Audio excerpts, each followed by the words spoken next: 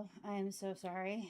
My computer was having a fit again, as it always does. My monitors, I have two monitors and a laptop. The monitors were not working, or at least the picture was not on.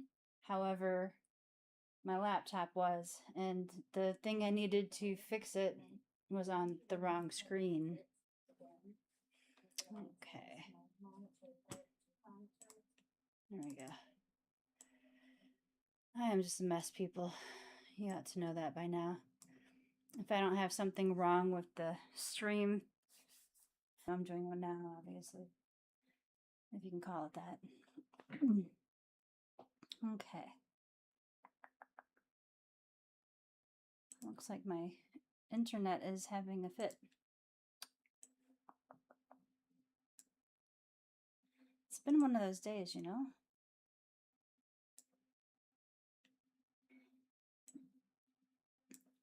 So tonight I said I was going to do some writing, and I know that I finished transferring information from one page to the other yesterday when I was doing this, but I think I'm having trouble.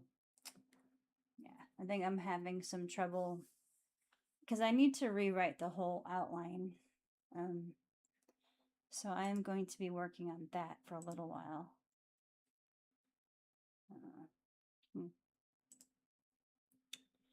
I did. Why is it like that?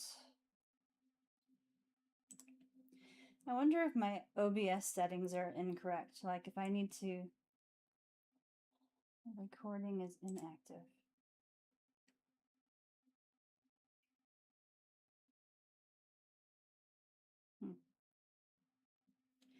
Frames missing due to rendering lag.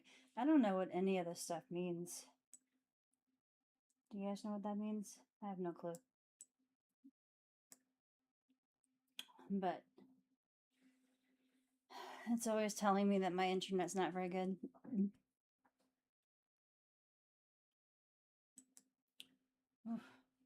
This is somewhat of a disaster. All right, I'm gonna go ahead and get the timer started so I can get my crap together. So I'm gonna make myself smaller, make the timer bigger, click the start button, then I'm going to mute it, and then I'm gonna get my stuff together and start writing something. Okay, I'll talk to you in 25 minutes.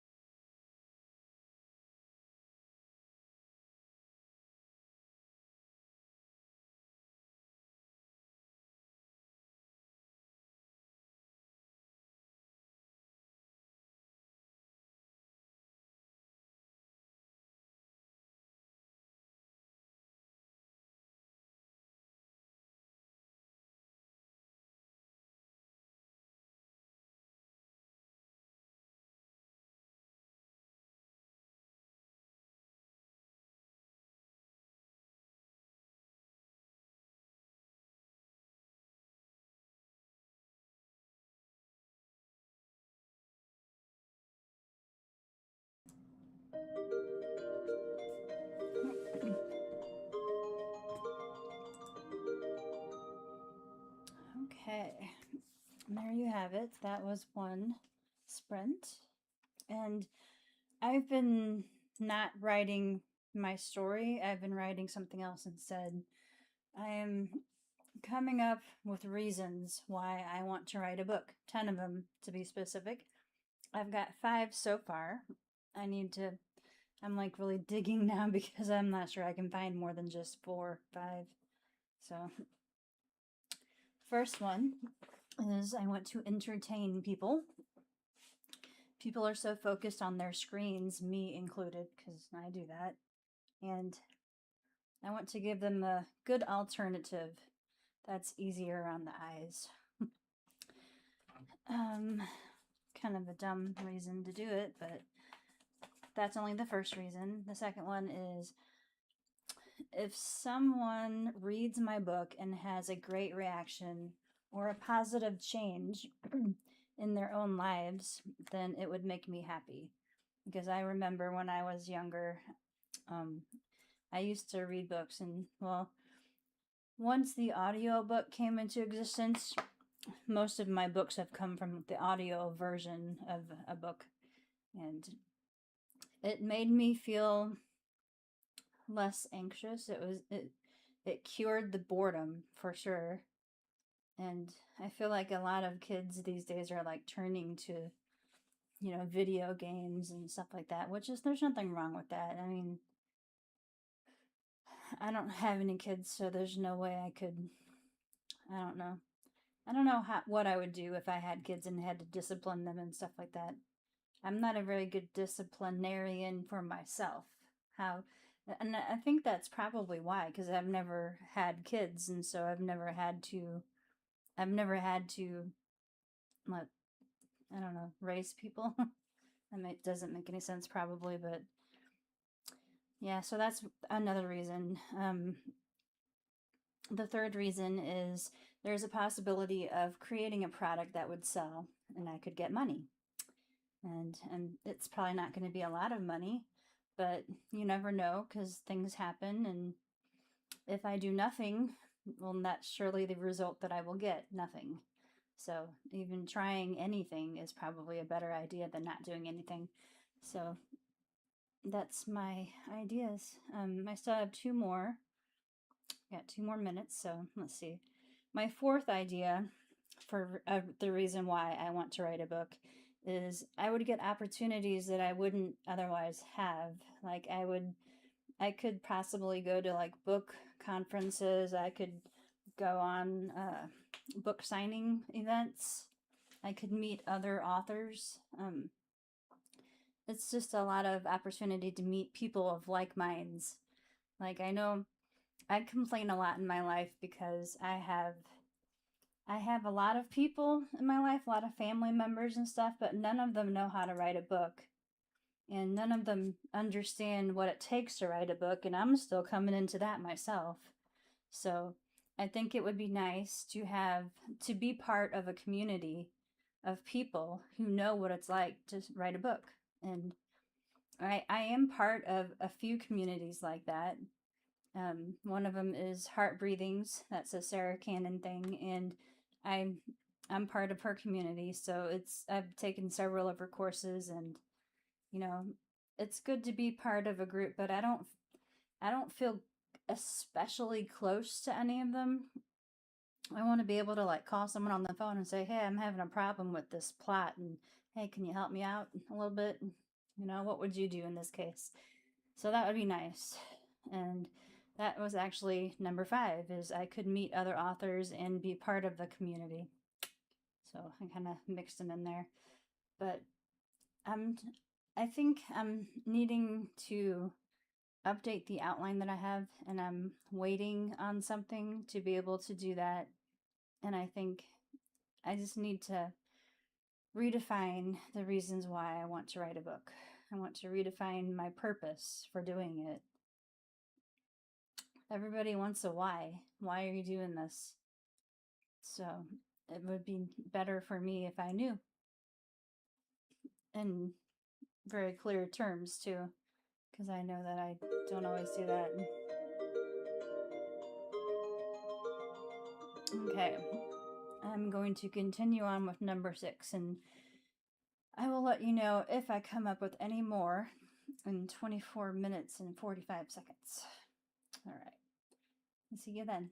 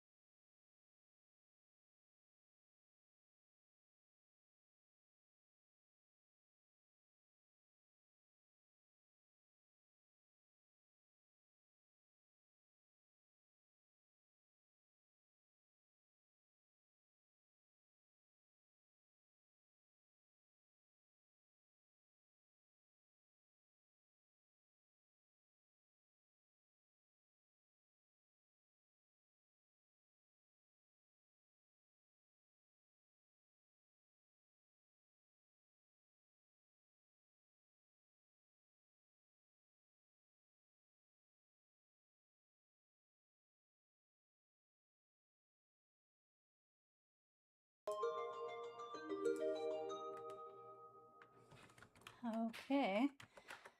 Well, I've come up with 4 more.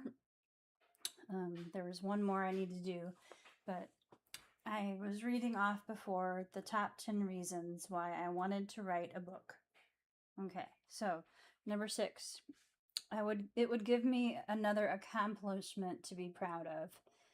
Yeah. Because I've heard a very few authors to be, well, let's call them aspiring authors. Very few aspiring authors actually finish the book, and even fewer than that actually get it published. If I ever do actually finish it and get it edited and make it look all pretty, I'm probably going to self-publish it as long as I can afford to do that. So it'll put me way ahead of the curve. Let's put it that way. Number 7, it would challenge me. And it's a creative outlet. And in my day job, it's a boring corporate world. And I analyze data and I read legal documents. And, it's just not inducive to fun or creativity. It's actually the opposite of all of those things. But so it would definitely be helping me maintain a work-life balance, which is something that I always strive for, but don't always reach. So it's definitely something like that. I mean, I've done other creative things as well, trying to stay balanced when it comes to that. Okay, number 8, it is a great hobby. It would occupy my time. It would keep me from being bored, which is one of the major reasons why I play on this thing all day. It's the cell phone. It's the streaming apps. I've got many of them now, and I think that's a bad thing. I need to stop falling back on other people's finished works and start writing my own. And then I can stay off my phone. Because really, watching videos on the phone all the time and watching, TV shows and stuff on streaming apps, it's really just an energy suck and a time suck. And you can't get that time back and you can't get the energy back that you put into it. And I think it would just be more of a healthy lifestyle if I didn't have my face in front of that screen all the time. Okay. Now, the 9th thing, I've never found a 10th, but I was really reaching for this one, people. You have to understand that because I don't usually care about what people back in high school did or said or treated me. But if I did become an author and I did become popular someday, then I could tell all of those people that were mean to me back in school to suck it. And that was my final reason why I would like to become an author and write a book, which is kind of childish, but hey, it works for me. Maybe I can try to figure out a number 10 sometime. Now, I also, do you remember this? The self-love book, A Year of Self-Love Journals, 52 weeks of prompts and practices for loving who you are. And I did do it for quite a while. This was my favorite page right here, if that tells you anything. A word search. I did a freaking word search. Yeah. But there's a few of them in here that are pretty interesting. This one, I release what should have been and fully embrace with gratitude the life I have today. Like every one of us have had something that didn't quite go as we planned. Something that was supposed to happen that didn't happen, and we all feel sad about it or angry or, in any certain way. And this one could help to release that and be happy with what you have. And I think that's something that we all feel most of the time. It's gonna go off again. I'll talk about that more after the break, after the sprint. Okay. So after the sprint is over, I'll talk more about that. I think I'm going to do some of those journal prompts in there. All right, see you in a few.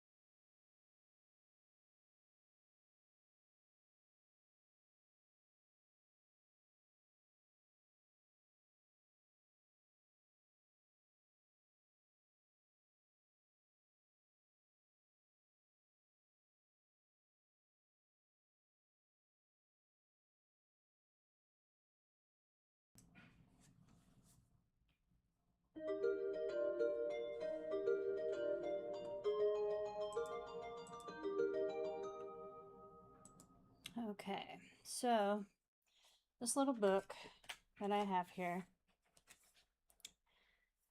this has a section that's called I Release What Should Have Been and Fully Embrace with Gratitude the Life I Have Today. So, this is basically something that makes you think of all the things that you wanted to do with your life, but you never had the opportunity to do it, or it didn't work out quite the way you planned on it happening, which many of us have dealt with. Like, for me, for example, I've never been married and I don't have any kids.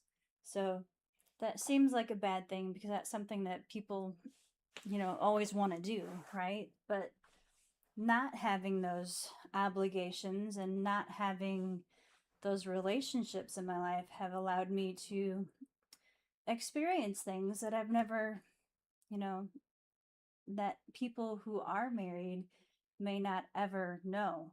And for example, my cousin Robin, she's married and she's got 4 kids. And she went straight from high school to living with her mother, basically, to living with her husband.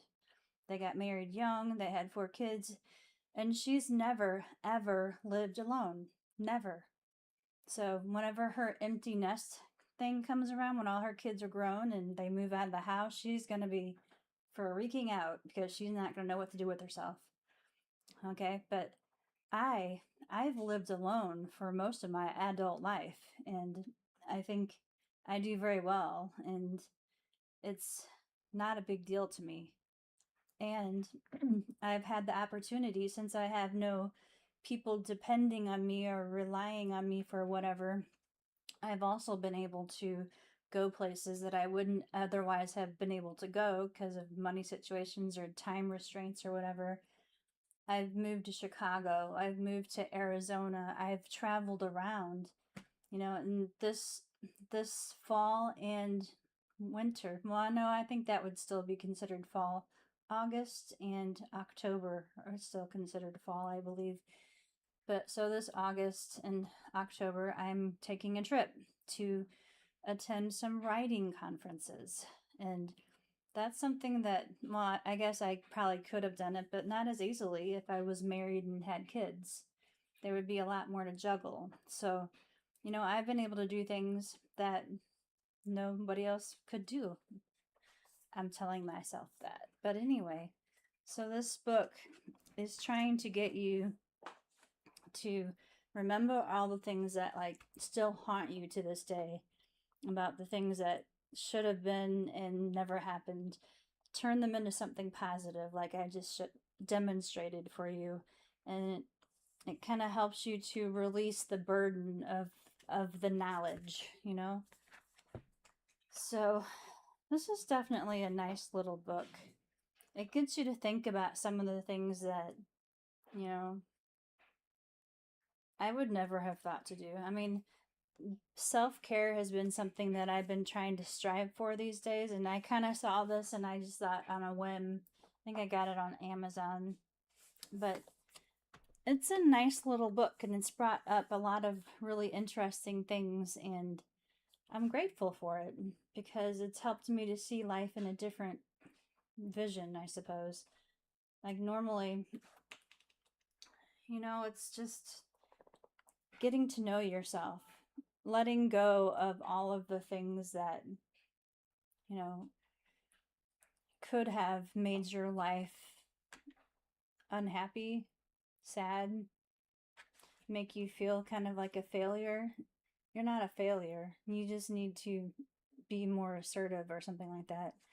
The book has taught me a lot. That's not a very good example, but that's the one I have. So, and they start with really easy things. So,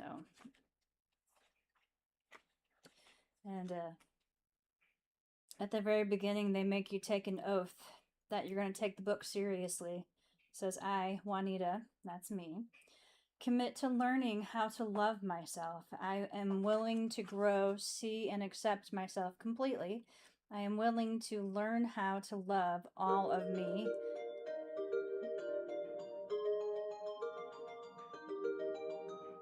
And am willing to learn to love all of me, not only the parts that I feel are wonderful, but also the wounded parts, the not so great parts, and everything in between. Change starts with me. I am ready to believe in myself. I am worthy, I am worthy, I am worthy. That's the oath that they make you fill out. So, I mean, that's. You can't go wrong with this book, I'm telling you. It's very nice. It's by Jamila L. White. There, it could be an I White. I think it is an I. But a year of self-love journals. All right. Well, I'm clearly poking into my time. I'm going to continue on the book stuff and we'll talk after this sprint.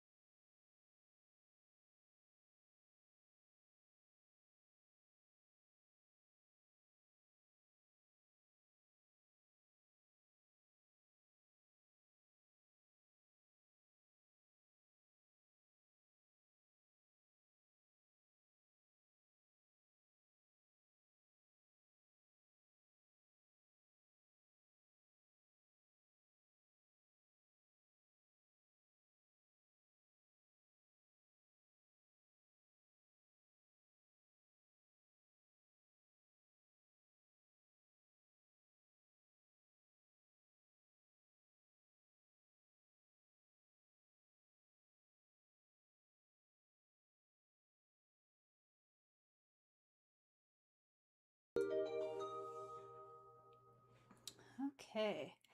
That was actually the last sprint. And I have been working on this thing. Let me see. So, the second thing on my list of, well, whenever I mentioned it before, it was something that I thought I would be more successful at life. Like I've had a lot of different jobs and they've never really lasted that long. And so that always kind of made me feel a little bit like a failure, like I couldn't hold on to a job or I couldn't stay and be there long term or whatever.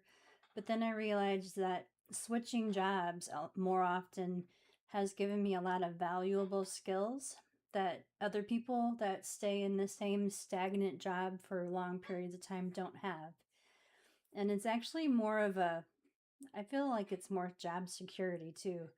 Whenever you go to places like this, don't get me wrong, not all companies are like this, but so I get to go to a lot of different jobs. I get to work with a lot of different people in different environments. So I've learned how to appropriately adjust my behavior towards whatever I walk into basically. So I can get along with just about anybody. Um, Although I am awkward. Yeah, that you can't deny that. But I feel like in today's day and age, I mean, it used to be different a long time ago, but today, being at a job for a very long period of time is not more secure than anybody else. I mean, people think that just because they've given loyalty to one company for a long time, that it makes them indispensable, and it does not, because they've been there longer than anybody else, which means that they have a higher wage than anybody else because they've been there so long. And the raises just keep accumulating. And before you know it, they're the highest paid people there. So then they want to, change things up and bring all those college students in that they can pay, piddles amount. And so, yeah, it doesn't make you any better having been there for a longer period of time. So, and, you know, getting a job in one field, it kind of gives you the benefits of one field. It doesn't give you skills from a lot of different versions of the same job. So, I don't know if that makes any sense or not, but that's kind of where I am with it. Um, and then there's something about I thought I would be happier. I thought I'd be more capable of like giving and receiving love, stuff like that. It's a silly thing, but something to turn it around is that happiness is not something that can be given. You have to find it for yourself. And you have to see it in little things throughout your day. Like, so today, Sunday, every Sunday, I walk with my friend in the park. The park is beautiful. It's got a lake. It's got, the wildlife is there. They got the ducks and the geese and, squirrels are freaking everywhere, birds, and even turtles.